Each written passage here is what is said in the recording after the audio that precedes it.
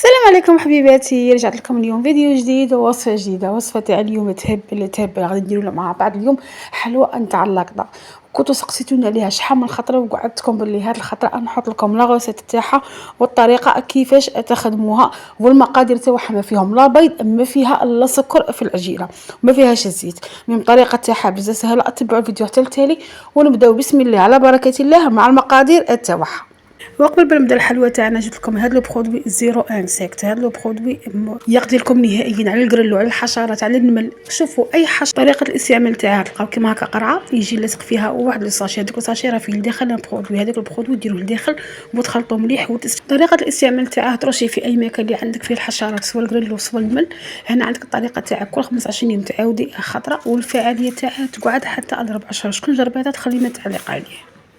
نبدا بسم الله. غادي نجيبو هنا 250 غرام تاع المارغرين اللي تكون طريه بحراره الكوزينه والصايب. المهم تكون طريه ما تكونش بارده. غنحطوا هذيك 250 غرام كما قلت لكم تاع المارغرين وغادي نحطوا عليها وحده لاقطه. هذه لاقطه هي جبن حلو. هذه كنا شوفوا في الغرب كاينه بزاف، خطره سقسيتهم عليها. كاين شي بلايص ما عندهمش، بصح حنا في الغرب كاينه. حنا هذه ياكلوها كيما حنا كيما الياغورت هكا تاع الصغار، بس هذه يسموها لاقطه. تجي حلوه والذوق تاعها هي فرماج بصح ولا يجي حلو. الذوق تاعها رايح للذوق نتاع الياغورت غير كيف بصح هذه تجي بنينه وتجي خفيفه بالبزاف. وقلت لكم تجي حلوه. يتسمى ما ديروش العجينه، ما ديروش فيها في العجينه. نستغناو على السكر لاخاطش هذه هي اللي تعوضها.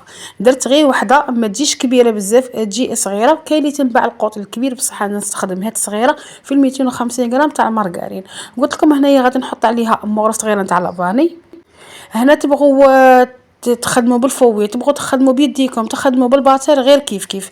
هنا عندنا الخليط تاعنا بالخف نلموه، ماشي اوبليجي علينا نطلعوه ولا تيضاعف الحجم تاعه. لا، هنايا غير نخلطوهم وصاي. هنا نروحو نزيدو الفرينه. هنا عبرت لكم هنايا بالعلبه نتاع المارغرين تاع 250 غرام تاع الزبده الفارغه. هنا حطيت لابوط الاولى ونبدا نلايم في العجينه تاعي. هنا صاي ليمتها وهنا جبت ثاني علبه ونصف علبه وقعدت نزيد. نتوما على حسب ما تلايم لكم العجينه تاعكم. هنا تروحوا تقريبا حتى لزوج علب تاع فرينه. هنا دي العجينه القوام تاعها ما تجيش طريه بزاف وما تجيكمش ناشفه بالبزاف.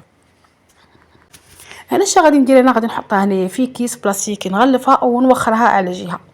وانا نروح نوجد لافاس تاعي اللي غادي ندير فيها نواه كوكو. دوك تشوفوا هنا الطريقه تاعه.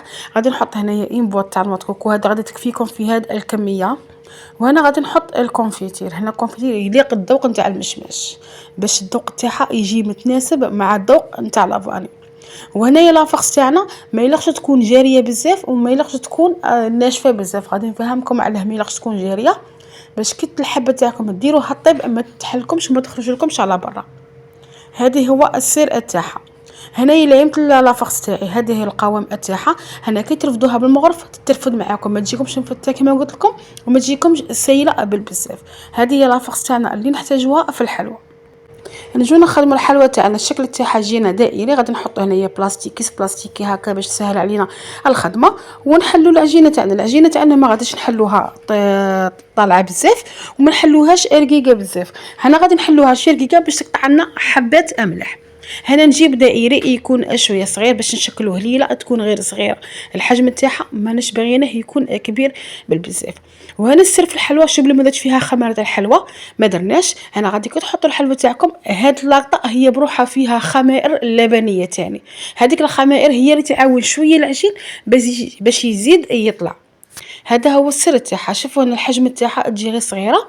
وهنايا الشكل تاعها بلعوها مليح نتوما هكا بصبعكم. قلت لكم انا شكل الحبات كاع بهذه الطريقه اللي درتها كاع نطبعوا العجينه. وانا شنو بلي العجينه تاعي راني قسمتها على زوج. هنايا الحبه بلعوها مليح باش لافاس تاعكم ما تخرجش. ولا فاس قلت لكم ما ديروهاش جاريه باش ما تخرج لكمش على برا.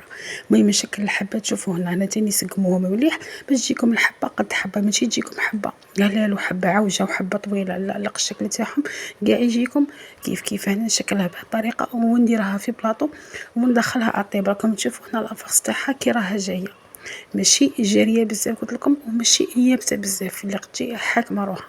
المهم ندخلها الطيب ومام الطهي تاعها الطيب لكم من تحت شويه ومام الفوق حمروها غير شويه. هاد العجينه ما تبغيش تنشف بالبزاف بصح تجيكم تذوب في الفم.